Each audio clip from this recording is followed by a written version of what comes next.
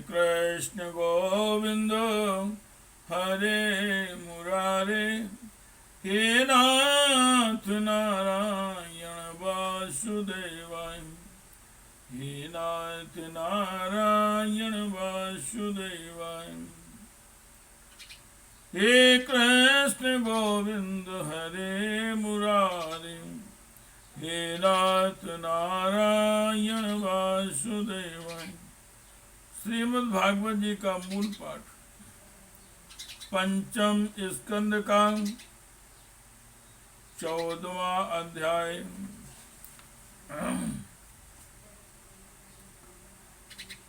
क्वांचित् दक्षिणी धनः क्वांचित् क्षीण धनः शय्यासनासनाद्युपु भोगविहीनो, यावद् प्रतिलब्धु मनोरथो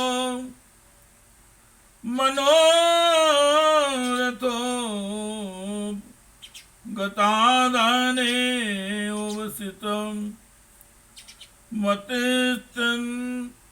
मते तन् स्ततो अवमानादीनि जनाद्भिल्भते एवं वित्तां व्यतिसंगं बिभ्रद्वैरानुबन्धोऽपि पूर्वदास्मयम्।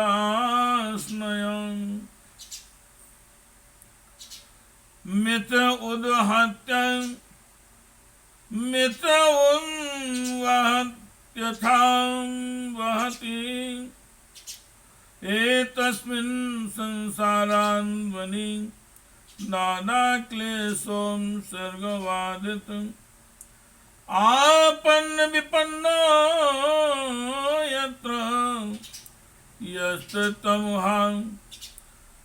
यस्तमुहावे तरस्तत्विसृज्य जातुमुपादाय शोचन् मुह्यान्, जातमुपादाय शोचन् मुह्यन् विविधनं क्रन्दन् संरस्यं गायन् ह्यमाना, साधु वर्जते नैवावर्तते, साधु वर्जते नैवावर्तते अद्यापि, यत् अरन्द एष नरलोक सार्थो यम ध्वना, पारमुपदिशन्ति यदिदं योगानुशासनं नावाम्, एतन्वरुन्धते अन्यस्तु दण्डामुनयः उपशमशीला उपतात्मानं समवगच्छन्ति।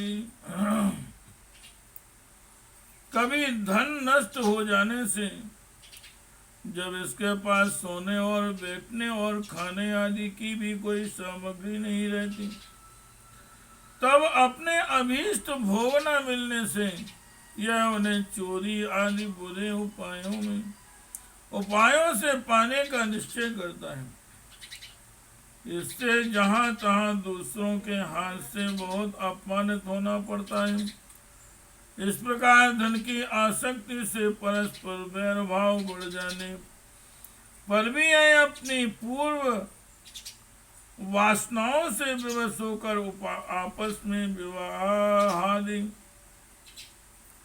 संबंध करता और छोड़ता रहता है। संसार मार्ग में चलने वाला यह जीव अनेक प्रकार के क्लेश और विघ्न बाधाओं से बाधित होने पर भी मार्ग में जिस पर जहाँ आपत्ति आती अथवा जो कोई मर जाता है उसे जहाँ का तहाँ छोड़ देता है तथा नए जन्म में हुओं के साथ लगता है। कभी किसी के लिए शोक करता है, किसी का दुख देखकर मूर्छित हो जाता है, किसी के वियोग होने की आशंका से भयभीत हो उठता है, किसी से झगड़ने लगता है, कोई आपत्ति आती है तो रोने चिल्लाने लगता है, कहीं कोई मन के अनुकूल बात हो गई तो प्रसन्नता के मारे फूला नहीं समाता, कभी गाने लगता है और कभी इन्हीं के लिए बनने में भी नहीं हिचकता। साधुजन इसके पास कभी नहीं आते, यह साधु संग से सदा वंचित रहता है। इस प्रकार यह निरंतर आगे भी बढ़ रहा है। जहाँ से इसकी यात्रा आरंभ हुई है, जिसे इस मार्ग की अंतिम अवधि कहते हैं, उस परमात्मा के पास यह अभी तक नहीं लौटा है। परमात्मा तक तो योग शास्त्र की भी गति नहीं है। जिन्होंने सब प्रकार के दंड शासन का त्याग कर दिया है, वे निवृत्ति परायण संयतात्मा मुनिजन ही उसे प्राप्त कर पाते हैं। हे कृष्ण गोविंद हरे मुरारे, हे नाथ नारायण वासुदेवाय, हे नाथ नारायण वासुदेवाय। यद्यपि दिग्भजयिनो, यद्यपि दिग्भजयिनो यैविनो ये वै राजस्या किं तु परम हृदय शैरन्यस्यामेव ममेमति कृतवैरानुबन्धा यां विसृज्य स्वयमुपसंहृता कर्मवल्ली वालम्ब्य तत् आपादं कथिंचिन्नरकान् विमुक्तः नरा पुनरप्येवं संसाराध्वनि वर्तमानो नरलोक सार्थमुपयाति। एवमुपरि गतोऽपि तस्येदमुपगायन्ति आशुभस्ये राजसेर्मनुषापि महात्मना नानुवर्तमार्हति नृपो मक्षिक्यो गुरुत्मतः। यो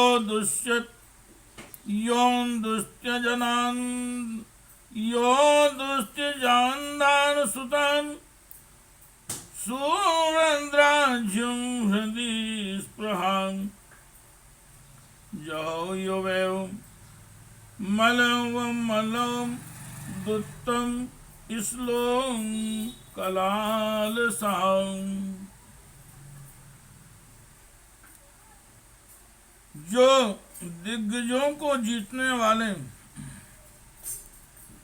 और बड़े बड़े यज्ञों का अनुष्ठान करने वाले राजर्षि हैं, उनकी भी वहां तक गति नहीं है। वे संग्राम भूमि में शत्रुओं का सामना करके केवल प्राण परित्याग ही करते हैं, तथा जिसमें यह मेरी है ऐसा अभिमान करके वे वैर ठाना था, उस पृथ्वी में ही अपना शरीर छोड़कर स्वयं परलोक को चले जाते। इस संसार से वे भी पार नहीं होते। अपने पुण्य कर्म रूप लता का आश्रय लेकर यदि किसी प्रकार यह जीव इन आपत्तियों से अथवा नरक से छुटकारा पा भी जाता है, तो फिर इसी प्रकार संसार मार्ग में भटकता हुआ इस जन समुदाय में मिल जाता है। यही दशा स्वर्ग आदि ऊर्ध्व लोकों में जाने वालों की भी है। हे राजन, राजर्षि भरत के विषय में पंडित जन ऐसा कहते हैं जैसे गरुड़ जी की होड़ कोई मक्खी नहीं कर सकती है, उसी प्रकार राजर्षि महात्मा भरत के मार्ग का कोई अन्य राजा मन से भी अनुसरण नहीं कर सकता। उन्होंने पुण्य कीर्ति श्री हरि में अनुरक्त होकर अति मनोरम स्त्री पुत्र मित्र और राज्यादि को युवावस्था में ही विष्ठा के समान त्याग दिया था। दूसरों के लिए तो उन्हें त्यागना बहुत ही कठिन है। हे कृष्ण गोविंद हरे मुरारे, हे नाथ नारायण वासुदेवाय, हे नाथ नारायण वासुदेवाय। यो दुस्त्यजान क्षिति स्वतस्वजनात् दारान् प्रार्थ्यां श्रियं सुरवरे, सदयावलोकं नेच्छन्नपस्तनपस्तदुचितं मातां मधुविट सेवानुरक्तं मनसामवभोऽपि फल्गुम्। यज्ञाय धर्मपति विनय पुणाय, योगाय सांख्य शीर्षे प्रकृतिश्वराय, नारायणाय हरये नम इत्युदारं हास्यं मृगत्वमपि वाम्, मृगत्वमपि याम् समुदायः या इदं भागवत सभाजिताय, दात गुण कर्मणो राजर्षे भरतस्यानुचरितं, स्वस्थयन्मायुष्यं धन्यं यशस्यम्।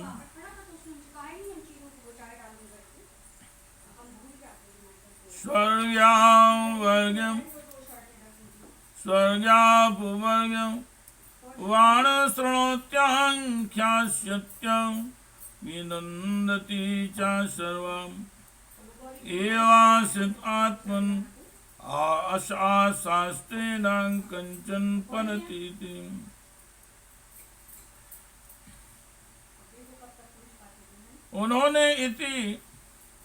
उन्होंने अति दुष्चंच पृथ्वी पुत्र स्वजन संपत्ति और स्त्री की तथा जिसके लिए बड़े बड़े देवता भी लालायित रहते हैं, किंतु जो स्वयं उनकी दया दृष्टि के लिए उन पर दृष्टिपात करती रहती है,